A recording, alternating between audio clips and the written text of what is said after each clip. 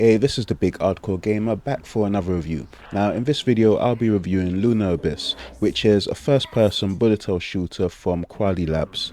Thanks to Lurkit and Kwalee for providing the early review code. Now this has no effect on the review and I'll be giving it my honest opinion, and because I like to create content that you can trust. And as always, there will be no story spoilers in this review. Watch until the end of the video, leave it a like and a hype, and subscribe if you're new. Also consider joining the Hardcore Gamers Club to get early access to some of my content. Right, let's get into it. You play as Fawkes, who has been sentenced to 9,125 days, or 25 years, on the Blood Moon penal colony on the mimic moon Luna. As a form of labour, she is tasked with completing missions in the Abyss and the lost colony that it consumed. Missions include retrieving lost technology, reconnaissance, and killing your way through different types of monsters. Completing these missions reduces a sentence, and you'll see the days be removed for every objective that you complete. Throughout the game, you'll hear the voice of Alien in your ear, which is basically a giant head in Fawkes' cell, and that will be given a guidance throughout the game. In this world, prisoners don't leave their cell, but instead remotely pilot a warden, which is kind of like a living machine. Basically, think of Jake Sully piloting the Avatar in the first movie. Some early events in the game allow her to unlock some abilities and change the way that she'll be progressing through the Abyss. As I mentioned, Lunar Abyss is a bullet hell shooter, but this is closer to Doom than Returnal. There's no dashing through projectiles, as you will take damage. Instead, you'll need to try to avoid getting hit by keeping yourself moving, taking cover when available, or deploying the shield when unlocked. Now, the shield has a long cooldown, so I found myself saving it for when I was really in trouble. I played on Warden difficulty, which is the third out of 4 difficulty options. At the start, it's very easy to dodge projectiles, but as you progress, they definitely start throwing a lot more at you to juggle. So by the later stages of the game, I was juggling different projectile speeds from different enemies, shielded enemies that I needed to use the shield breaker to get through before I could cause any damage. An enemy that needed a specific weapon to break through its shield, but only when its shield was charged up, as well as teleporting enemies. When there's lots of projectiles filling the arena and you're being shot at from every direction, things can get pretty sweaty. But this is expected in a bullet hell game. There's also no healing items to pick up during fights, or regenerating health. Instead, if you want to heal during a battle, this game has an ability called Drift Kill. Now, how it works is you keep shooting enemy until they're almost dead. So basically, until they've got like one shot left to clear their health bar. You'll see their health bar turn white. Now this means that they're stunned, allowing you to use Drift Kill to consume their health to replenish a small portion of yours. This can also be done from a distance, so I got into the habit of finishing off the majority of the enemies with a Drift Kill to make sure that my health bar was always full. As for weapons, there are only 4 weapons to unlock, and you get 2 of them in the first level. So if you played the demo, you've already seen 2 of the weapons available. I was a little disappointed that there wasn't a bigger arsenal to play with. Even for an indie or AA game, just having 4 guns in the first person shooter feels like a small amount.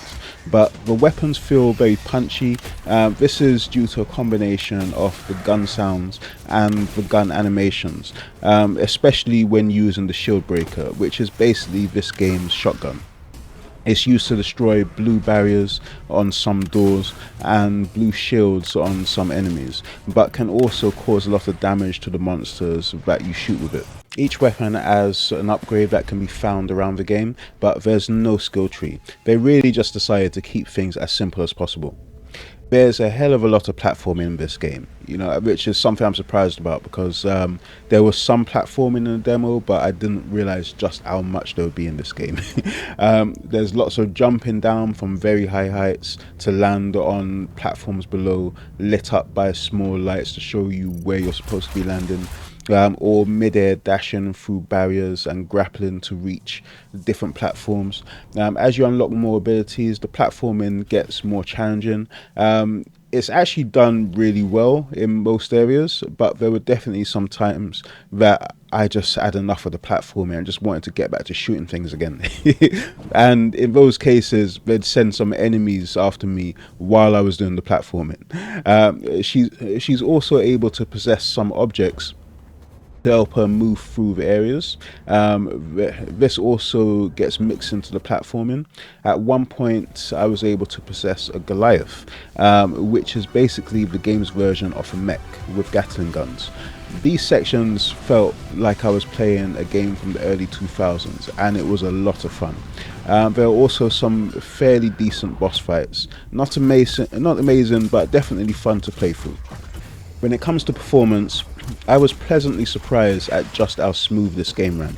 I started playing a few weeks before launch, and there wasn't any options for DLSS when I started playing, but I decided to turn the graphic settings up to cinematic to see if I'd have any issues. I was getting between 120 and 140 frames per second and had a very smooth experience for the majority of the game.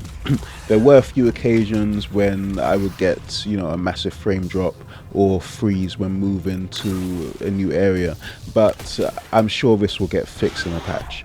DLSS got added the week before launch. Lunar Abyss is a Unreal Engine 4 game, not Unreal Engine 5, and it doesn't have any options for ray tracing at the time of this review. Most of the game takes place in dark, neon-drenched environments. There's kind of a sci-fi horror vibe to this game, and because it's set in dark environments, the lights and enemy projectiles really do stand out. I also like the music, especially music leading up to boss areas, and the actual music when fighting the bosses. I thought it was done, really well. Right, so now it's time for the dislikes. And I have to say that I really didn't care about the story. I was interested at first with the whole thing about completing missions will reduce her sentence, but I lost interest very quickly. I think this was due to me not caring about the side characters that I met along the way. I'd start a conversation with them and they just weren't interesting to me. There were also some dialogue options during some conversations that just felt pointless, and I mostly skipped a lot of the conversations because of this. It wasn't until later on in the game, during a pretty big plot twist, that I actually started getting interested in the story again and started paying more attention. So now it's time for the verdict. I don't do numbered scores on this channel because I feel that gamers' obsession with numbers has caused them to miss out on some great games. Instead, I use the following grading system.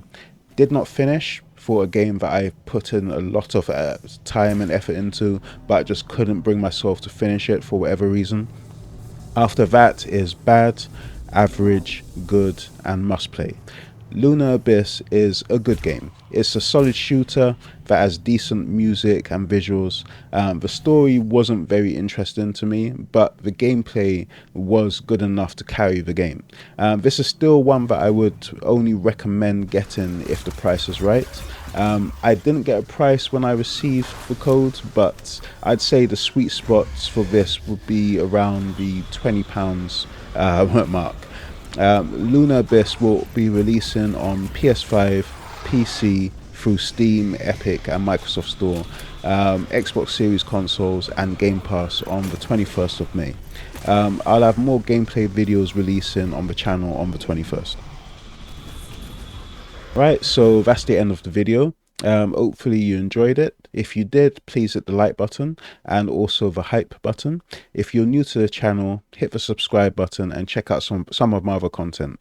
Also, consider joining the Hardcore Gamers Club to receive early access to some of my content. Thanks for watching, and I'll see you next time. Bye.